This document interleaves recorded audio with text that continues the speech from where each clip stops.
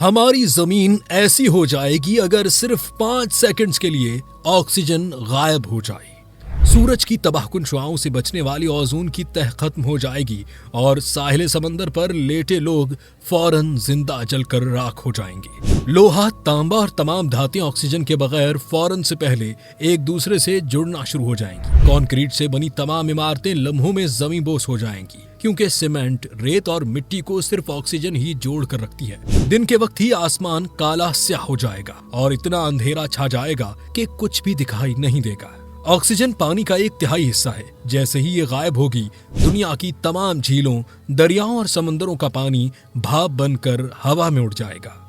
यानी पूरी दुनिया में लिक्विड मादे जैसी कोई चीज नहीं बाकी रहेगी। हवा में उड़ते हवाई जहाजों का इंजन ऑक्सीजन गायब होते ही बंद हो जाएंगे और जमीन पर गिरकर तबाह हो जाएंगे।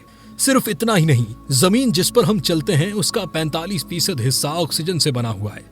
जैसे ही ऑक्सीजन गायब होगी, जमीन की तहें टूटना शुरू होंगी और टूटती ही जाएंगी, यहाँ तक कि सब रेत के जर्रात बनकर खला में चले जाएंगे। यानी सिर्फ 5 सेकंड्स में ही जमीन का खात्मा।